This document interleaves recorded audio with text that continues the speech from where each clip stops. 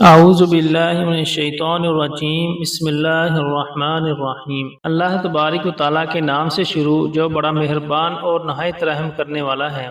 اللہ تبارک و تعالیٰ قرآن پاک کی سورہ ملک میں ارشاد فرماتا ہے، اور وہی ہے جس نے زندگی اور موت کو پیدا کیا تاکہ تمہاری آزمائش کرے کہ تم میں سے کون اچھے عمل کرتا ہے، اور وہی عزت والا اور بخشنے والا ہے۔ پیارے دوستو، جس طرح اس دنیا کے اندر دو طرح کے لوگ موجود ہیں، ایک اچھے اور نیکوکار اور دوسرے برے اور گناہ گار اور کفار لوگ، اسی طرح اللہ تبارک و تعالیٰ نے آخرت کے اندر بھی دو مقامات تیار کیے ہیں۔ ایک مقام اچھے لوگوں کے لیے جسے جنت کہا جاتا ہے، اور دوسرا مقام کفار اور گناہ گار لوگوں کے لیے جسے جہنم کہا جاتا ہے۔ پیارے دوستو، جہنم وہ مقام ہے جو اللہ تبارک و تعالیٰ کے غضب اور جلال کو ظاہر کرتا ہے، اور یہ مقام اللہ تبارک و تعالیٰ نے کافروں اور مشرکوں کے لیے تیار کیا ہے۔ لیکن اس کے باوجود کچھ گناہ گار مسلمان ایسے ہوں گے کہ جن کو جہنم میں ڈالا جائے گا۔ ویسے تو اللہ تبارک و تعالیٰ کی بنائی ہوئی جہنم بہت بڑی ہے، لیکن آج کی اس ویڈیو میں ہم آپ کو جہنم کی ان خوفناک وادیوں کے بارے میں بتائیں گے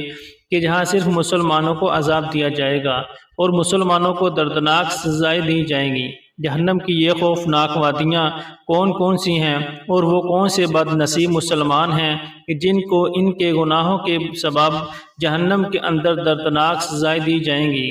اور وہ گناہ کون کون سے ہیں، اور حضور اکرم صلی اللہ علیہ وسلم نے اور اللہ تبارک و تعالیٰ نے ان لوگوں کے بارے میں کیا کیا ارشاد فرمایا۔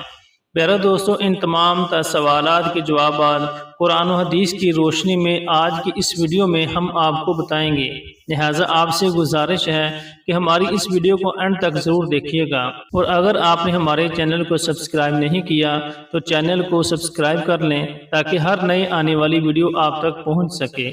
پیارے دوستو، روایات میں آتا ہے کہ اللہ تبارک و تعالیٰ نے جہنم کو 7ویں زمین کے نیچے بنایا ہے، اور جہنم کے 7 طبقات ہیں، اور پھر ہر ایک طبقے میں بے شمار خوفناک وادی ہیں کہ جن کے اندر مختلف گناہ گار لوگوں کو دردناک سزائیں دی جائیں گی۔ جہنم کی شکل و صورت کے بارے میں آتا ہے کہ حضور اکرم صلی اللہ علیہ وسلم نے ارشاد فرمایا کہ جب قیامت کے دن جہنم کو اپنی جگہ پر لایا جائے گا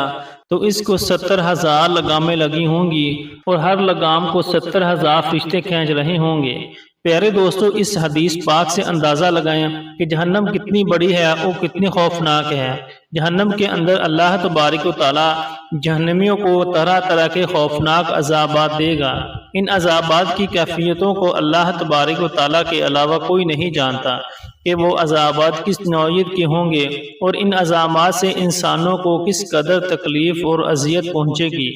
حدیث پاک میں آتا ہے کہ حضور اکرم صلی اللہ علیہ وسلم نے ارشاد فرمایا کہ جہنم کے اندر جہنمیوں کو جہنم کی آگ سے بار بار جلایا جائے گا، جب کہ وہ جل بن کر کوئلہ ہو جائیں گے تو پھر ان کو دوبارہ نیا جسم دیا جائے گا اور نیا گوشت دیا جائے گا، اور ان کو دوبارہ زندہ کیا جائے گا، اور پھر ان کو جہنم کی آگ سے دوبارہ جلایا جائے گا،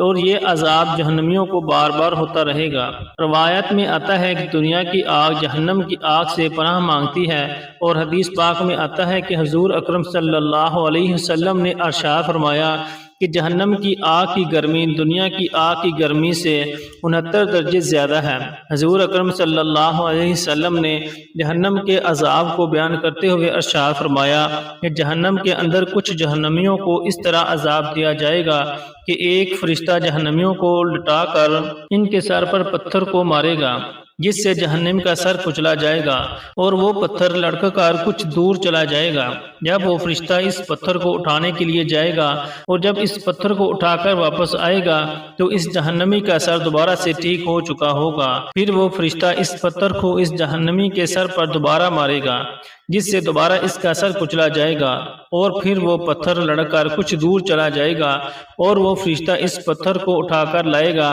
تو دوبارہ اس سے جہنمی کا سر ٹھیک ہو چکا ہوگا، اور یہ عذاب اس جہنمی کو بار بار ہوتا رہے گا، اور بار بار اس کا سر کچلا جائے گا۔ پیارے دوستو، اب بات کرتے ہیں جہنم کی ان وادیوں کی کہ جن کے اندر مسلمانوں کو ان کے گناہوں کے سبب عذابات دیے جائیں گے۔ حضرت انس بن مالک رضی اللہ تعالیٰ عنہ سے روایت ہے کہ حضور اکرم صلی اللہ علیہ وسلم نے ارشاد فرمایا کہ قیامت کے دن سب سے پہلے جس چیز کا حساب لیا جائے گا وہ نماز ہے۔ اگر نماز ٹھیک ہوئی تو اس کے سارے اعمال ٹھیک ہوں گے، اور اگر نماز فاسد ہوئی تو اس کے تمام اعمال فاسد ہوں گے۔ پیارے دوستو، جہنم کے اندر ایک وادی ہے جس کا نام ویل ہے۔ اس کے اندر ان گناہ گار مسلمانوں کو رکھا جائے گا جو بلا عذر نمازوں کو چھوڑتے رہے اور نمازوں کو نہ پڑھتے رہے، جیسا کہ کتاب الکبائر میں منقول ہے کہ جہنم کے اندر ایک وادی ہے جس کا نام ویل ہے۔ اگر اس میں دنیا کے پہاڑ ڈالے جائیں تو وہ بھی اس کی گرمی کی وجہ سے پگھل جائیں، اور یہ وادی ان گناہ گار مسلمانوں کا ٹھکانہ ہے جو نمازوں میں سستی کرتے ہیں اور نمازوں کو قضا کر کے پڑھتے ہیں۔ پیارے دوستو، اس طرح جہنم کے اندر ایک اور خوفناک وادی ہے جس کا نام سقر ہے۔ قرآن پاک میں اللہ تعالیٰ اس کا ارشاد فرماتے ہیں، اور تمہیں کیا بات جہنم میں لے گئی؟ وہ بولیں گے ہم نماز نہ پڑھتے تھے اور مسکینوں کو کھانا نہ کھلاتے تھے۔ اس آیت کریمہ کے اندر اللہ تبارک و تعالیٰ نے لفظ سقر کا استعمال فرمایا ہے، اور لفظ سقر جہنم کی وہ خوفناک وادی ہے جہاں پر ان مسلمانوں کو رکھا جائے گا جو بے نمازی ہوں گے اور مسکینوں کو کھانا نہ کھلاتے ہوں گے۔ پیارے دوستو، روایات میں آتا ہے کہ بروز قیامت نمازوں کے اندر سستی کرنے والا شخص اس حال میں آئے گا، نمبر 1، اے اللہ تبارک و تعالیٰ کا حق برباد کرنے والے، اور نمبر 2، اے اللہ تبارک و تعالیٰ کے غضب کے ساتھ مخصوص، اور نمبر 3، جس طرح دنیا کے اندر تو نے اللہ تبارک و تعالیٰ کے حق کو ضائع کیا، اسی طرح آج بھی اللہ تبارک و تعالیٰ کی رحمت سے مایوس ہو جا۔ پیارے دوستو، حضور اکرم صلی اللہ علیہ وسلم نے ارشاد فرمایا کہ جہنم کے اندر ایک ایسی وادی ہے جس میں اتنی تپش ہے کہ اس میں پہاڑ پگھل جائیں، اور جہنم خود اس وادی سے پناہ مانگتا ہے۔ اور جہنم کی اس خوفناک وادی کے اندر ان لوگوں کو رکھا جائے گا جو نمازوں کے اندر سستی کرتے ہیں اور ناپ تول میں کمی کرتے ہیں۔ جو لوگ ناپ تول کے اندر کمی کرتے ہیں ان کو اللہ تبارک و تعالیٰ جہنم کے اندر تو عذاب دے گا ہی، لیکن جب قیامت کے دن ان لوگوں کو لایا جائے گا تو ان کے چہرے سیاہ ہوں گے، اور ان کی زبان توتلی ہوگی، اور ان کی آنکھیں نیلی ہوں گی، اور ان کی گردن میں آگ کا ترازو ڈالا جائے گا، اور ان سے کہا جائے گا کہ یہاں سے یہاں تک تولو۔ 50,000 سال تک ان لوگوں کو ایسے ہی عذاب دیا جائے گا۔ اس حدیث پاک سے وہ لوگ عبرت حاصل کریں جو اپنے کاروبار میں ناپ تول کے اندر کمی کرتے ہیں، ان کے لیے بھی اللہ تبارک و تعالیٰ نے جہنم کی ایک خاص وادی کو مقرر فرمایا ہے، جہاں پر اللہ تبارک و تعالیٰ وہ روز قیامت ان لوگوں کو اپنا دردناک عذاب دے گا۔ پیارے دوستو، اسی طرح جہنم کے اندر ایک وادی جس کا نام الغی ہے، جہنم کی اس خوفناک وادی کے اندر ان لوگوں کو رکھا جائے گا جو نمازوں کو بغیر کسی وجہ سے ضائع کرتے رہے اور نمازوں کو ایک ساتھ جمع کر کے پڑھتے رہے،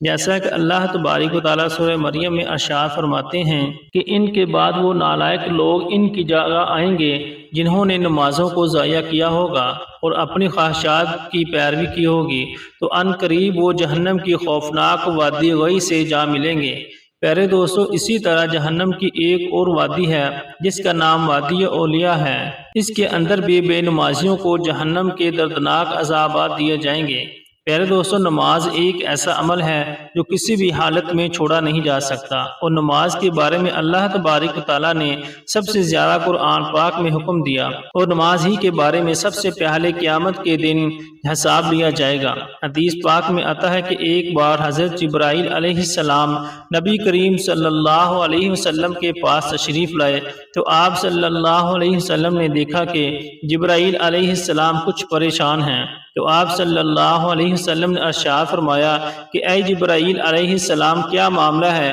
کہ آج میں آپ کو غم زدہ دیکھتا ہوں؟ تو حضرت جبرائیل علیہ السلام نے عرض کی کہ یا رسول اللہ صلی اللہ علیہ وسلم، اللہ تبارک و تعالیٰ کے حکم سے جہنم کا نظارہ کر کے آیا ہوں، جہنم کو دیکھنے سے مجھ پر غم کے آثار نمودار ہوئے ہیں۔ نبی اکرم صلی اللہ علیہ وسلم نے ارشاد فرمایا کہ اے جبرائیل علیہ السلام، مجھے بھی جہنم کے حالات بتاؤ۔ حضرت جبرائیل علیہ السلام نے عرض کی کہ یا رسول اللہ صلی اللہ علیہ وسلم، جہنم کے کل 7 درجات ہیں، ان میں سے سب سے نیچے والے درجے میں اللہ تبارک و تعالی منافقین کو رکھے گا، اور اس سے اوپر والے چھٹے درجے میں اللہ تبارک و تعالی مشرکین کو ڈالے گا، اور اس سے اوپر والے پانچویں درجے میں اللہ تبارک و تعالی سورج اور چاند کی پرستش کرنے والے کو ڈالے گا،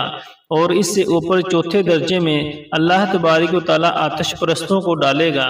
اور تیسرے درجے میں اللہ تبارک و تعالی یہودیوں کو ڈالے گا، اور دوسرے درجے میں اللہ تبارک و تعالی عیسائیوں کو ڈالے گا۔ یہ کہہ کر حضرت جبرائیل علیہ السلام خاموش ہو گئے تو نبی اکرم صلی اللہ علیہ وسلم نے ارشاد فرمایا کہ اے جبرائیل علیہ السلام خاموش کیوں ہو گئے ہو؟ مجھے بتاؤ کہ پہلے درجے میں اللہ تبارک و تعالی کن لوگوں کو ڈالے گا؟ تو حضرت جبرائیل علیہ السلام نے عرض کی کہ یا رسول اللہ صلی اللہ علیہ وسلم، پہلے درجے میں اللہ تبارک و تعالی آپ کی گناہگار امت کو ڈالے گا۔ جب نبی اکرم صلی اللہ علیہ وسلم نے یہ بات سنی کہ میری امت بھی جہنم میں ڈالی جائے گی تو آپ صلی اللہ علیہ وسلم بے حد غمگین ہوئے، اور آپ صلی اللہ علیہ وسلم نے اللہ تعالیٰ کے حضور دعائیں مانگنا شروع کی۔ حضور اکرم صلی اللہ علیہ وسلم کے 3 دن ایسے گزرے کہ حضرت محمد صلی اللہ علیہ وسلم مسجد میں نماز کے لیے تشریف لاتے اور نماز پڑھ کر واپس حجرے میں تشریف لے جاتے،